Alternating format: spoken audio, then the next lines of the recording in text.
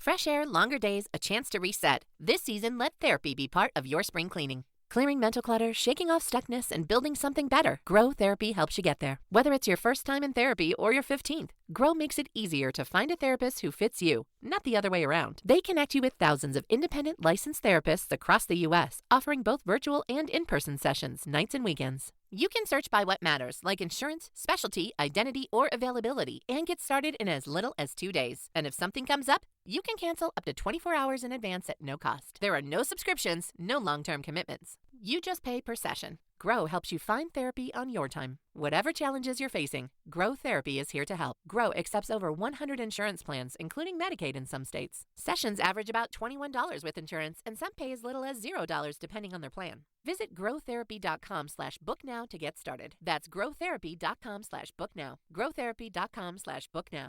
Availability and coverage vary by state and insurance plan. History as it happens, April 17th, 2026. Giulio Douhet's kind of war. We're going to bring them back to the Stone Ages where they belong. No stupid rules of engagement, no nation-building quagmire, no democracy-building exercise, no politically correct wars. We have seen horrific reports of a U.S. missile hitting a girls' school in Iran. President Trump has suggested the U.S. may not be responsible. They're going to have no bridges. They're going to have no power plants. Our rules of engagement are bold, precise, and designed to unleash American power, not shackle it. This was never meant to be a fair fight. President Trump and Pete Hegseth's barbarism may shock the world, but an old idea can be found in their threats. Wars aren't won only by killing enemy soldiers. Wars might be won, and quickly, by bombing the enemy country's capacity to make war, or by terrorizing its citizens from above. For these ideas, we can thank an Italian theorist who published an important book more than 100 years ago. That's next as we report history as it happens. I'm Martin DeCaro. Today, the wheel has turned full circle. Berliners are undergoing the ordeal to which they unprotestingly committed the great cities of Europe. The first part was long-range bombers, which he said could be developed and were, could reach into the enemy's heartland or homeland and so disrupt basic industrial capacity, transportation, energy production, communication, and so on, that the adversary would be unable to support his force in the field. And that's a fairly straightforward way to think about the essential nature of strategic bombing. But the other target in the enemy's homeland, besides industrial capacity and infrastructure and so on, was civilian morale. And he used the word terrorize advisedly.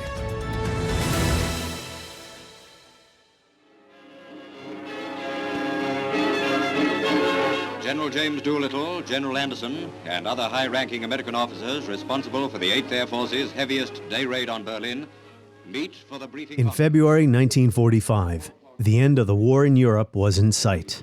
On the Eastern Front, the Red Army had cut off East Prussia from the rest of Germany as it prepared for a final onslaught on Hitler's Reich. In the West, General Eisenhower signed off on a plan that held the promise of hastening the end of the war, thereby saving the lives of American GIs on the ground. In Berlin, the aiming points were the center and the heart of the city, an area bounded by the...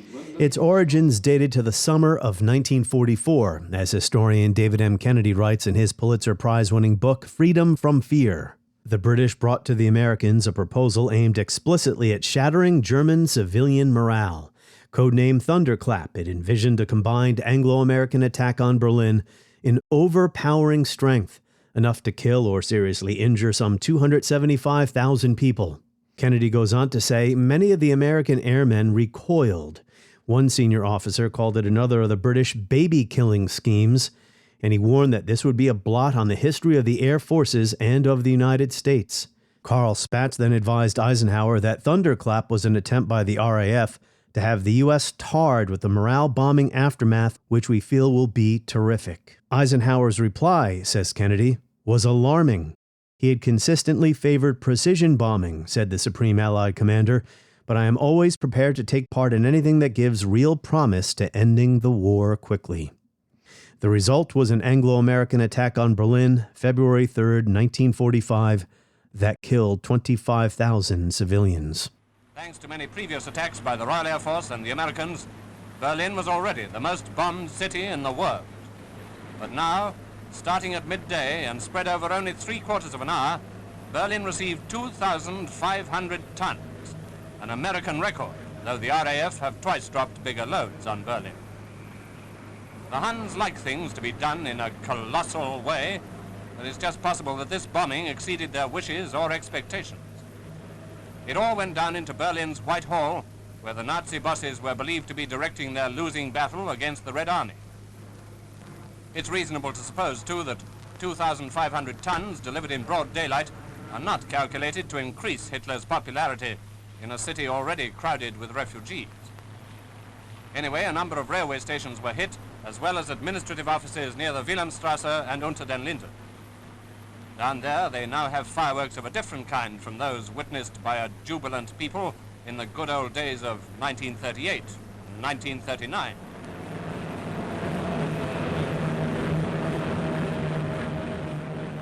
Bombing enemy factories and transportation hubs, terrorizing civilians to wreck their morale. This is the essence of strategic bombing as envisioned by an Italian with a French-sounding last name, Giulio Douhet, whose book, The Command of the Air, published in 1921, influenced U.S. war planners decades before 1,000 flying fortresses raided Berlin. Today, the United States and Israel are not carpet bombing or area bombing Tehran, as the U.S. and British strategic air forces did to Germany and then Japan in the Second World War.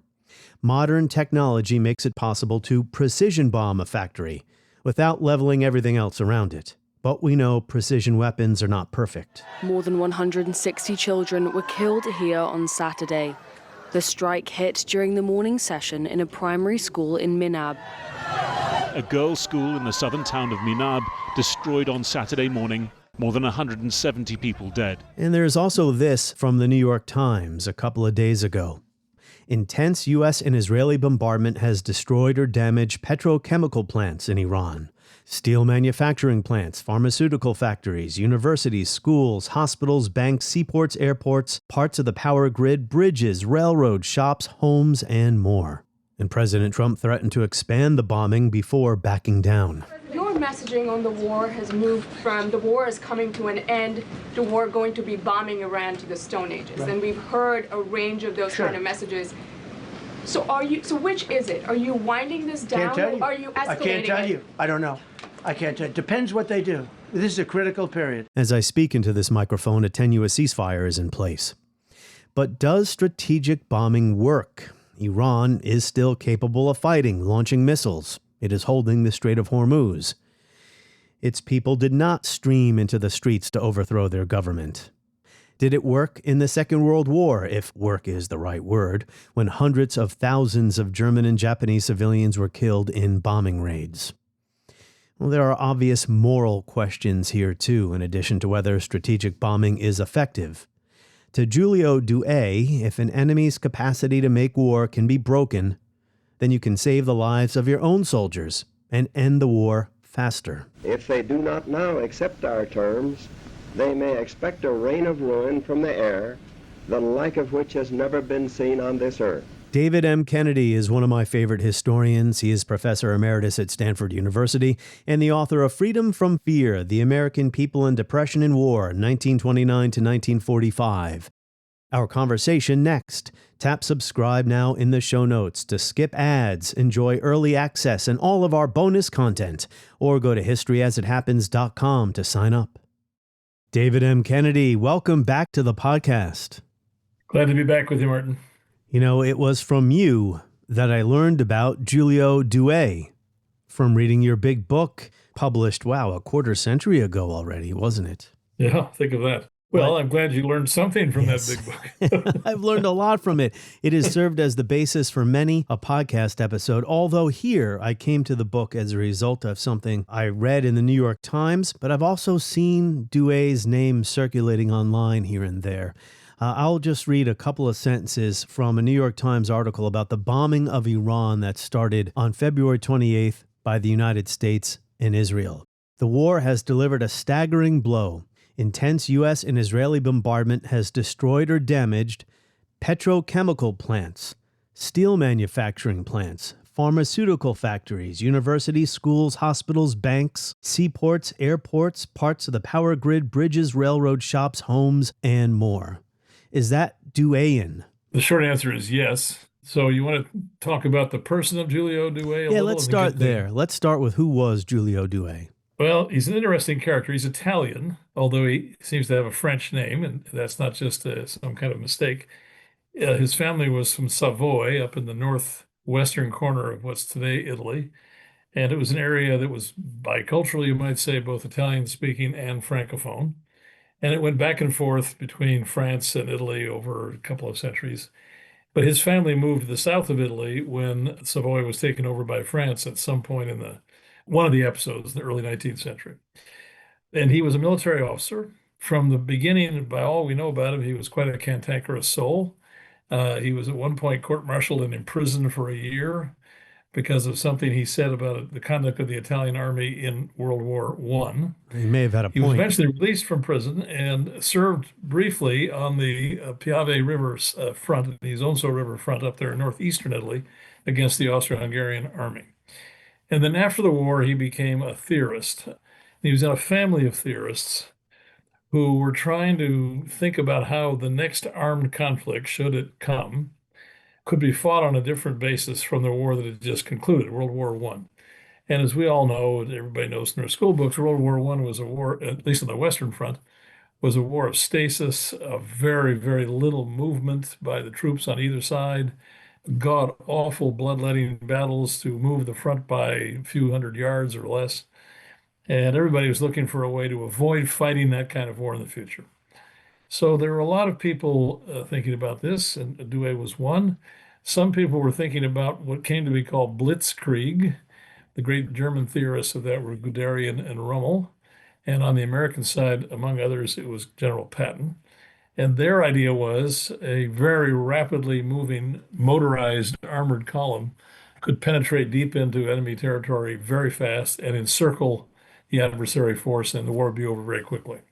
So that was one theory about how the next war could be different. But Douhet was, in some sense, even more forward-looking, I dare say, maybe even more clever, because he seized on the idea that there was a new technology that had just appeared in the very early 20th century called the airplane.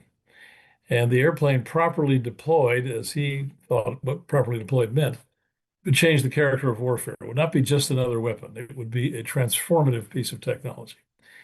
Airplanes have been deployed in World War I, mostly to support ground troops. That's called tactical air support. But Douhet invented a new level of thinking about all this called strategic aerial bombing, as distinguished from tactical air support.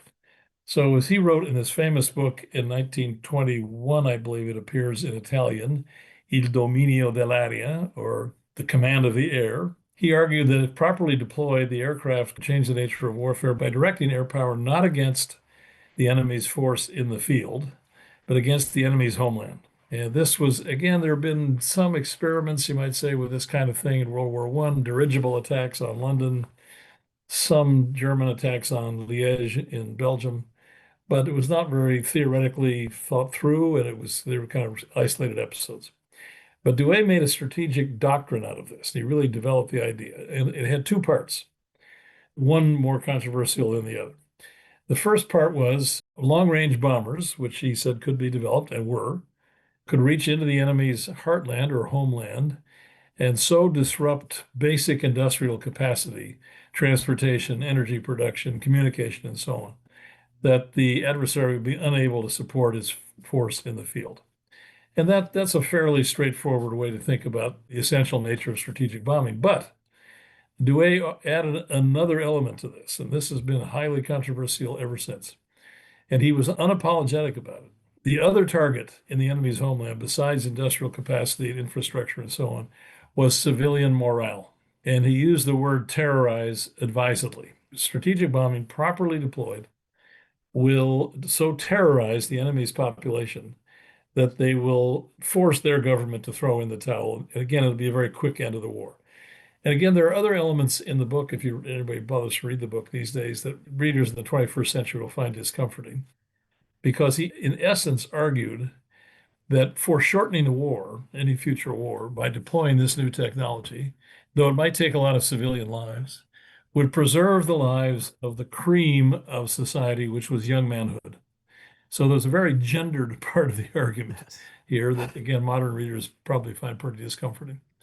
But the idea was that there were these two objectives: destroy the enemy's industrial capacity and infrastructure and terrorize the population. I'm not sure either one is correct. Let's start with the second part of that. Terrorizing the civilian population to convince them, well, morale bombing. But if they're living in an authoritarian police state like Nazi Germany, I'm not sure this has ever happened in the history of warfare since the development of strategic bombing doctrine.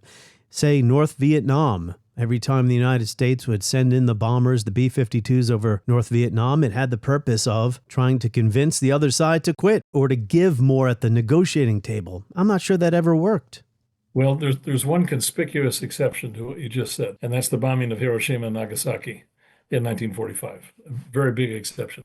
But let's go back a bit to earlier phases of World War II, because this became a point of ongoing contestation between the air power people and the infantry or ground people, and the Navy for that matter, in both this country and in Great Britain. Now, I might say parenthetically that of all the militaries around the world that studied Douhet and adopted his, or thought about adopting his doctrine, only two actually did. The UK, the United Kingdom, and the United States both made the bet that in the event of a future war, they would place their principal emphasis on building a strong strategic air arm, and a Navy too, and of course a ground force, but putting the strategic air arm at the center of the equation was something that happened only in the UK and in the US of A. So when the war gets going, the United States enters the war. The first American strategic raid on Nazi-occupied Europe happens in August 1942.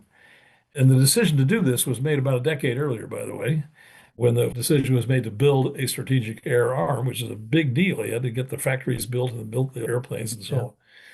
And for the next 3 years, think of the date, August 1942 is the first American strategic airstrike on Nazi-occupied continent of Europe. The war is over just about exactly 3 years later. The war in Europe ends in May of 1945. So the principal front from which the United States carried the battle to its Nazi adversary was, in fact, from the air. And the debate went on right down to the war's conclusion in Europe, whether bombing all by itself might be sufficient to bring the Germans to heel. And of course, the infantry people like Bradley and Eisenhower and others said, no, we must have ground troops, and that's the only way we're going to bring this to conclusion. So one of the things that happened toward the end of the war was the War Department created something called the United States Strategic Bombing Survey. And this was an effort to be scientific about gathering information about just what exactly had been the role of air power in eventually defeating the Nazis. And they sent in teams of economists and chemists and physicists and sociologists and psychiatrists and so on to try to answer this question.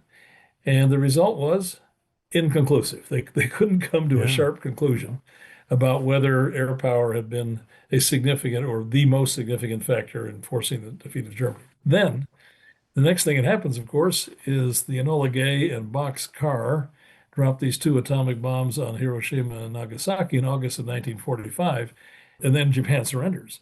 And the air power people immediately say, see, this is the proof of concept, that we never had to invade Japan, never had to put ground troops on the beach, and we brought Japan to heel simply by the application of strategic air power.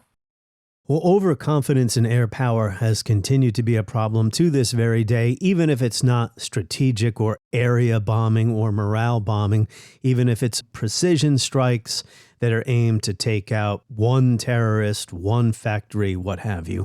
There's still overconfidence in air power. But let's go back to the United States during World War II. I mentioned the term morale bombing. There was a terror bombing, right? Eisenhower attacking Berlin in 1945. I'm sure the German people were demoralized and wanted to quit, but given their government, that was not going to happen. They couldn't convince their government to quit. Part two of this rather long setup, David Kennedy. On the American side, didn't they convince themselves they weren't really going after civilians? That was the British job. And Carl Spaatz, who was in charge of the American side, convinced himself they were only going after factories and doing it so effectively that the invasion of Normandy would be unnecessary. Yeah, that was the argument. And yes, you're absolutely right. At least the official position of the United States Army Air Force, as it was then called, was that it only bombed by daylight and did precision bombing on targets of high economic or military value, while the Brits, on the other hand, who had suffered tremendous losses from their air fleet in the first several months of World War II, gave up on precision bombing, bombed mostly just by night. The euphemism they use is their area bombing. I mean, they get over a city and just drop loads of bombs indiscriminately. That was the terror part of the Douhet logic in spades. The Americans like to convince themselves or reassure themselves that they didn't do business that way. They only hit these high-value targets. But as you just intimated, that was a little bit of hypocrisy, and not 100%, but hypocrisy, after all, is the tribute that vice pays to virtue.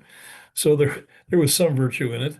But you mentioned that raid on Berlin in February 1945, where the air people came to Eisenhower and they said the Germans are back on their back foot. They're just about to go. If we do one big morale bombing, terror bombing raid on their capital, that'll be it. That'll break their will. So Eisenhower, for the first time, officially okayed a terror bombing raid. There was no particular military or economic logic to it.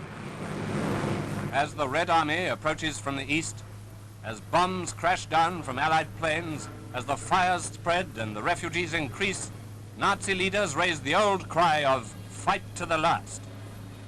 But in one respect, they have changed their tune. No longer do they call Churchill, Stalin, and Roosevelt military idiots.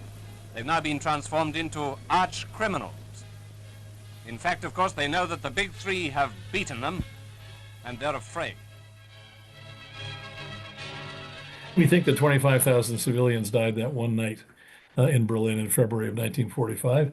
And of course, the Germans didn't surrender, not for another 3 months. So among the things that the strategic bombing survey people found out, two things. One was that the capacity of the German economy to distribute its productive facilities across a very wide geographic area so that it wouldn't concentrate to make them easy targets, confounded some of the logic of strategic bombing. Secondly, they found that in many cases, again, the evidence is conflicting and not 100% consistent here, but they found that terror bombing, morale bombing, what the British commander called unhousing the civilian population of the adversary, had just the opposite effect of what was intended, that it stiffened people's will to resist. They resented being made targets of a terror campaign and recommitted themselves to the cause of victory for their own side. So there are perverse implications of this as well.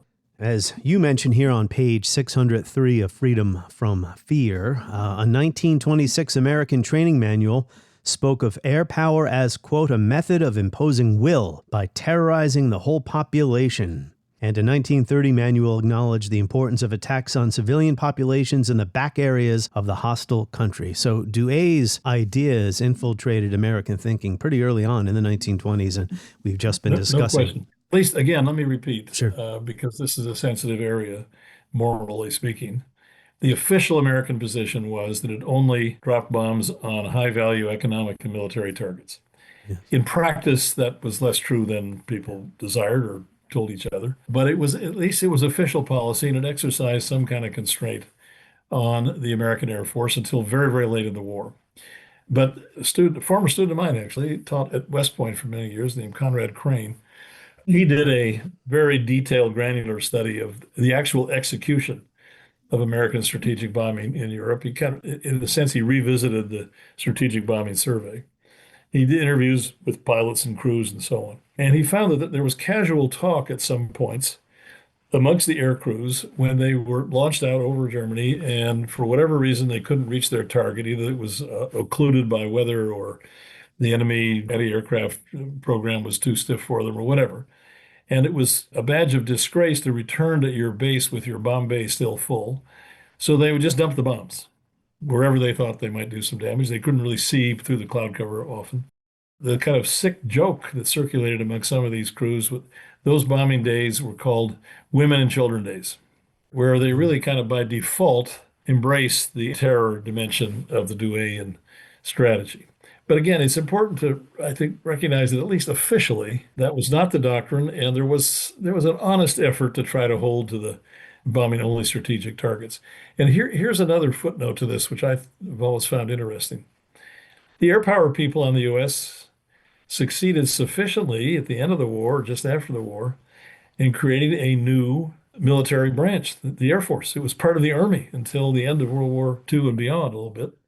But in Great Britain, where there was expressed moral discomfort during the war, and certainly at the end and after the war, about the so-called area bombing campaign, the head of the Bomber Command in the UK, his name was Arthur Harris. He was known as Bomber Harris. He's the only senior commander in the British side who was not elevated to the peerage after the war. He was knighted, but he wasn't made a lord. And that's thought to this day to be some kind of a indication of the British public's bad conscience about the way they conducted the war. Let's add two more remarks about the Second World War, and then we'll move on to another subject. The fight that you detail in your book, Eisenhower trying to get the air arms under the command of Supreme Allied Headquarters. They were acting independently. And also driving this policy forward, Carl Spaatz, it was an enormous cost to the bomber crews themselves before they could get the proper fighter escorts. So many bomber crews got over their targets or didn't get over their targets, were blown out of the skies in the supposedly self-defending B-17 Fortress, which wasn't a fortress at all. So in the interest of time here, David, after 1945, wasn't all this supposed to be outlawed? The indiscriminate bombing of civilians. Well, this is interesting. You and your listeners have probably heard of the Geneva Conventions. They go back well into the early 20th century. And before that, there were conventions at The Hague, which are kind of the predecessors to Geneva Conventions. But up, down through World War II, those international conventions were mostly directed to ensuring proper treatment of prisoners of war and in ensuring certain civil liberties, or at least basic provisions of the staff of life, to people in occupied countries or territories. And there was no explicit address to the question of what it is or is not legitimate to do to civilian populations in wartime. And that becomes part of the Geneva Convention of 1949. So it's after World War II. So yes, there is an agreement, and to the best of my knowledge, most nations signed it, including the United States. And it does prohibit deliberate targeting of civilians as an instrument of war. And you might ask, well, how is it the United States figured prominently in this discussion, having just dropped 2 weapons of mass destruction on 2 Japanese cities, quite deliberate targeting of civilians to force Japan to surrender? There's been some element of bad conscience in this society ever since about those episodes. We're familiar with those. But nonetheless, the United States signed the Geneva Convention of 1949, and ever since, again, the language enters popular discourse today about collateral damage and protecting civilians from harm. It's supposed to be a rule of warfare that you cannot violate with impunity. Well, it's hard to argue that Israeli Defense Force in Gaza, or recently the United States in Iran, have scrupulously adhered to the dictates of that convention. Donald Trump was just threatening to do a perversion, even a more extreme version of Douhet in Iran. As it is, as I said at the top of our conversation, plants, steel manufacturing, pharmaceuticals, universities, schools, hospitals, banks, seaports, airports. That's right out of the Douhet playbook. And with modern armaments are so much more destructive than the stuff they were dropping in the Second World War. Israel and Gaza, I mean, there's something else operating there as well, what the genocide scholar Dirk Moses calls the permanent security logic, where a genocidal and military logic can happen at the same time. But almost any military, we know this, David, any military, any government can say, well, we're really going after these guys, Hamas, trying to cripple Iran's military industries. You can always point to something that's a legitimate target. In the meantime, in the process, you're destroying everything else. Well, that's right. And in fact, the rhetoric that President Trump used recently about destroying a civilization. But we're giving them till tomorrow, 8 o'clock Eastern time. And after that, they're going to have no bridges. They're going to have no power plants. Stone Ages, yeah. If you take that at face value, that is just a bald-faced statement that we're going to commit war crimes. That would be a recognizable, almost unarguably clear case of a internationally agreed war crime. That's one of the definitions of genocide, is that you seek to actually exterminate an entire culture in all of its expression and manifestation, not just its human logic or human beings, but the cultural heritage and the monuments to history and so on and so forth. It would make me ashamed of my country if we fully embraced that logic. What do you think accounts for the overconfidence in our air power on the part of the United States? The idea that you can win a war with air power alone. Well, let's go back to something that Douhet said, that trading some of the enemy's civilian lives for the preservation of your young men's lives was a bargain he was willing to make. A less malicious version of that, I guess, is that the air power advocates have long thought that proper application of air power was a way to foreshorten any conflict, and the shorter the conflict, arguably, you lessen the loss of life. So there is a kind of almost a feeling that air power can be antiseptically applied, and it can do the job, and we don't need to risk our lives, the lives of our young people. I not too long ago visited Creech and Nellis Air Force bases in southern Nevada. That's where they train drone pilots, and they also actually operate some drones over at that time over Iraq. So that's how long ago I was there. They actually operate them from stations in southern Nevada. Operators there are actually flying drones over places in Iraq at that time.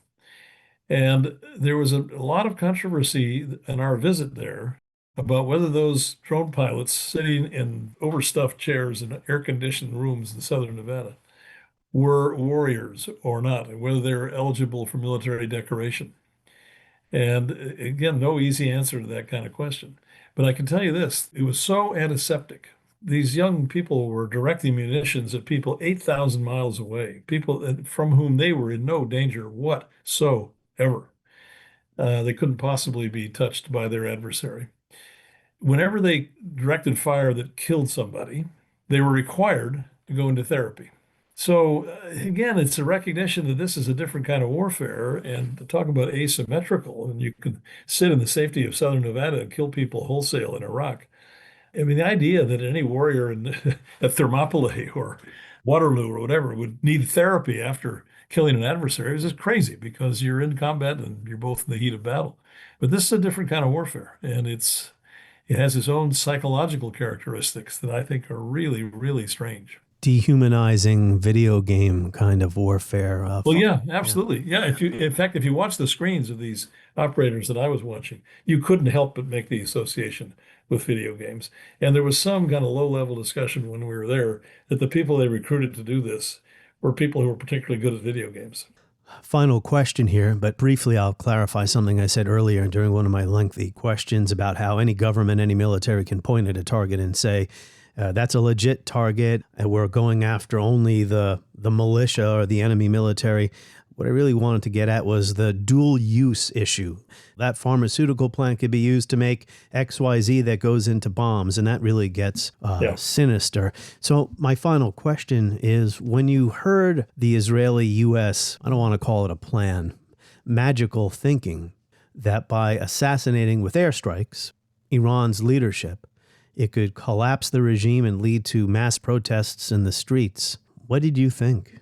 I think, I'm not sure if I heard you use the word, I think you did, but if you didn't, we both deserve to use it as hubris, was the assumption that we are so omnipotent and omniscient that we can surgically target these kinds of attacks on individuals, and the response will be exactly what we expect. Well, we learned that actually that's not the case. Apparently, in Iran, as far as I know, we're getting leadership as the replacement cadre of leadership is actually more hardline and less flexible than their predecessors. But also, from all we know, the expected uprising of the Iranian people, there's no sign of that whatsoever.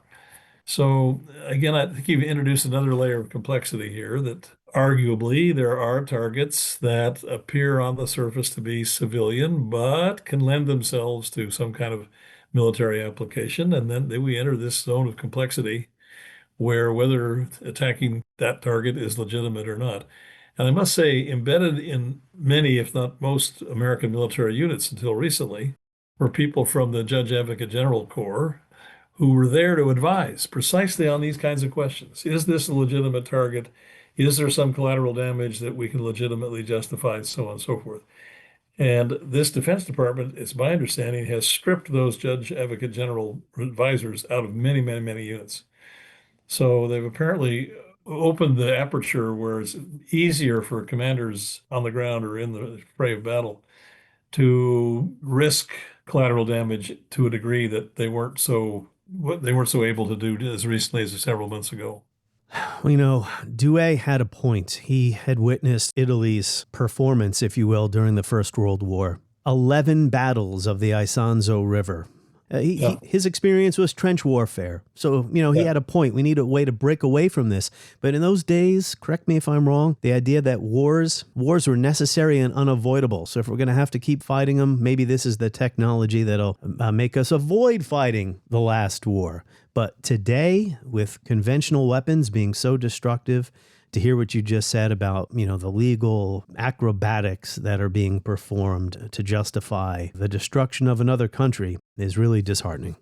Maybe on another occasion we could extend this discussion, because we're not talking just about air power, but also the application of all kinds of artificial intelligence and other information technologies to make this kind of warfare ever more lethal. It means we will fly all day, all night, day and night, finding, fixing, and finishing the missiles and defense industrial base of the Iranian military, finding and fixing their leaders and their military leaders, flying over Tehran, flying over Iran, flying over their capital, flying over the RGC, Iranian leaders looking up and seeing only U.S. and Israeli air power every minute of every day until we decide it's over. On the next episode of History as It Happens, we're going to stay on the subject of war in the Greater Middle East.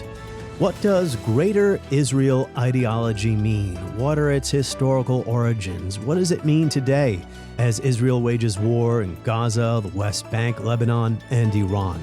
We'll be joined by Ian Lustig next as we report History as It Happens.